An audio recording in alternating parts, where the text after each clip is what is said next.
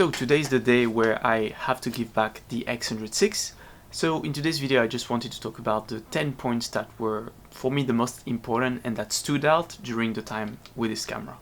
Point number one is the pocketability. I've brought that up several times in my videos, but it is very easy to put in your bag or put in your pockets, any pocket, right, jacket or sweatpants or wherever.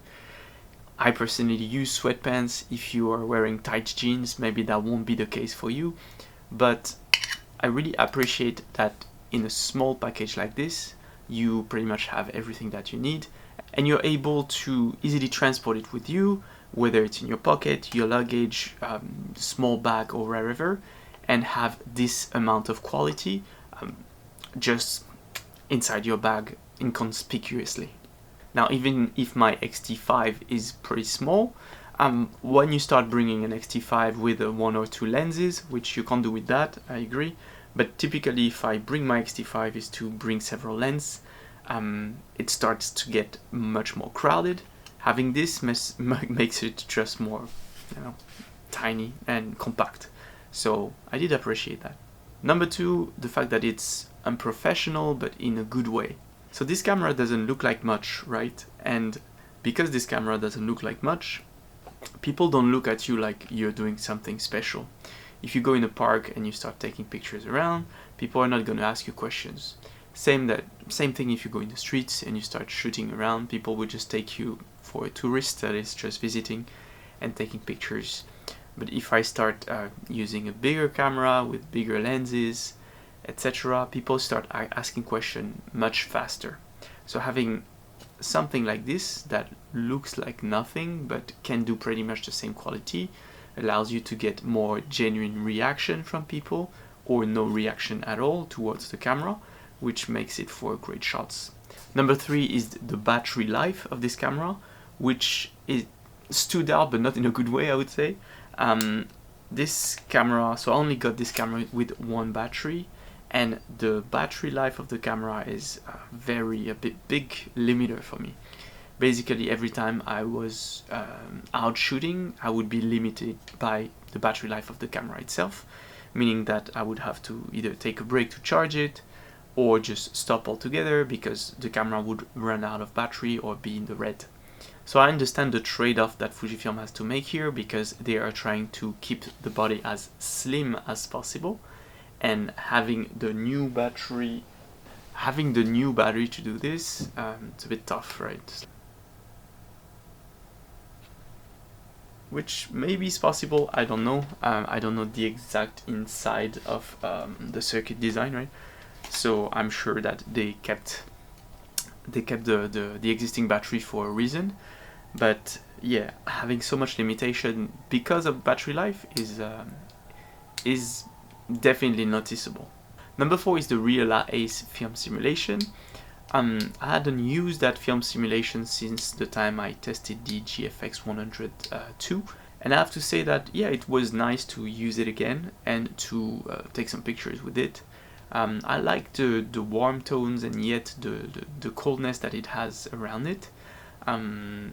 I've mentioned it several times in my previous videos, but I think that it's a good starting point for your edits, especially if you edit in Capture One and you're able to use that film simulation as a starting point. It makes it easier for skin tones and also for warmth as well.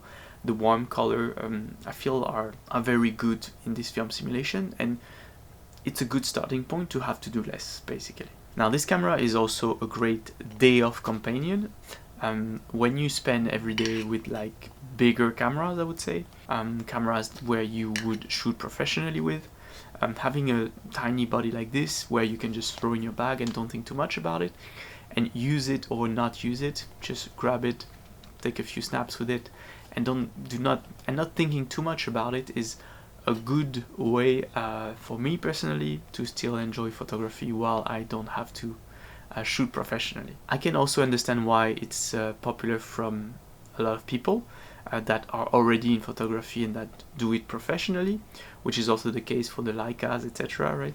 Is that you have a tiny body that allows you to enjoy the process without putting too much pressure on the aspect of getting the shots and all the parameters, etc. It's mostly about enjoying the experience, and yeah, I think it just helps you to do just that. Now the 40 megapixel, so I've seen a few videos online that claim that this camera, and especially the lens, does not resolve the 40 megapixel. Personally, in the test that I've done, what I can say is that, so for the few videos that I've checked on this topic, I think they were testing this lens wide open, and this lens wide open at minimum focus distance is known also to have some issues in terms of sharpness. Not as bad as the 23mm f2, but still this one has some, I mean the 23mm f2 that is sold separately, but the 23mm f2 of the Fujifilm X100V also has some issue at f2. It's not the sharpest. So if you really want to take advantage of the 40 megapixel, I haven't compared with, I think it's Samuel Street Life that make a comparison and say that the Ricoh, I forgot which model, GRX3 or something, was had better details while having less resolution, which I can't confirm because I don't have access to the camera. But in my test with my X-T5, with all the other lenses as well, that is confirmed can resolve it.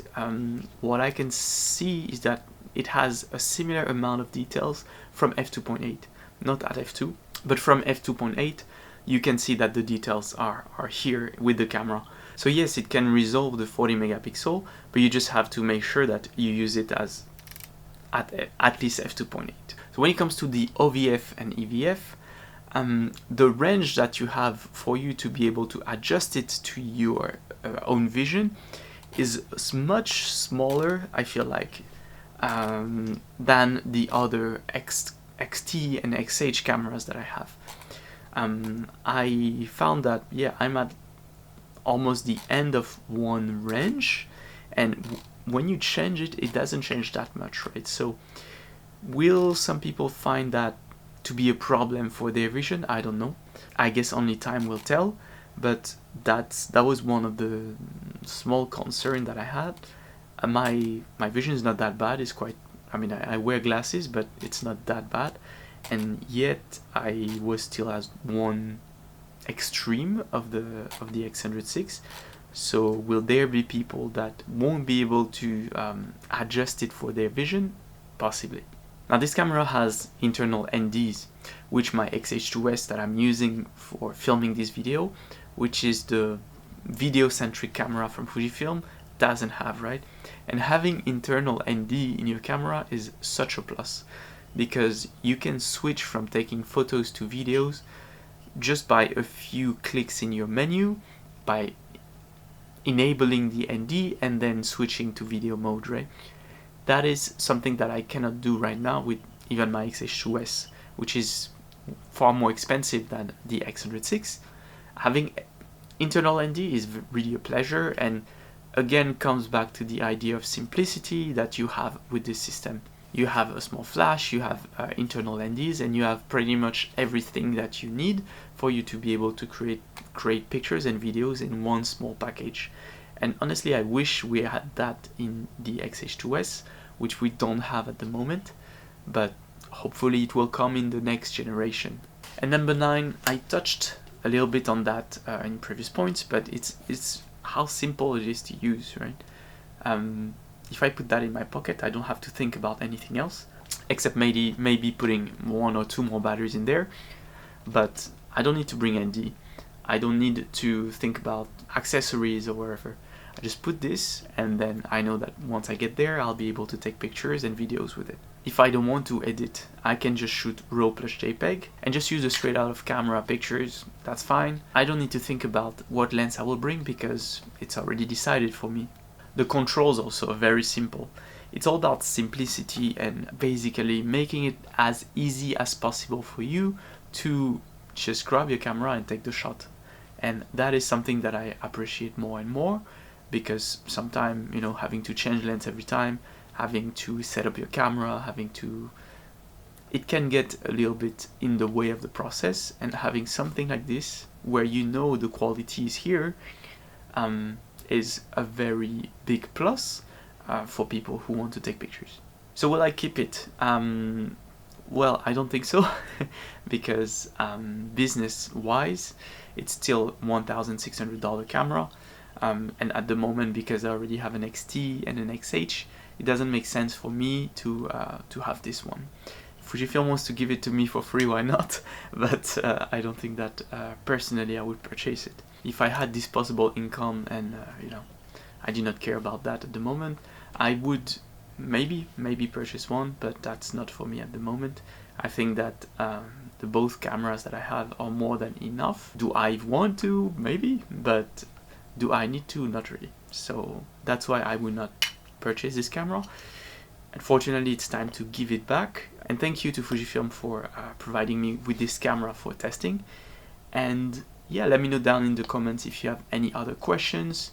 I'll make sure to reply to as many comments as I can. Thank you for watching today's video. Sorry if my voice was a bit low because I'm a bit sick at the moment. And yeah, I'll see you in the next one.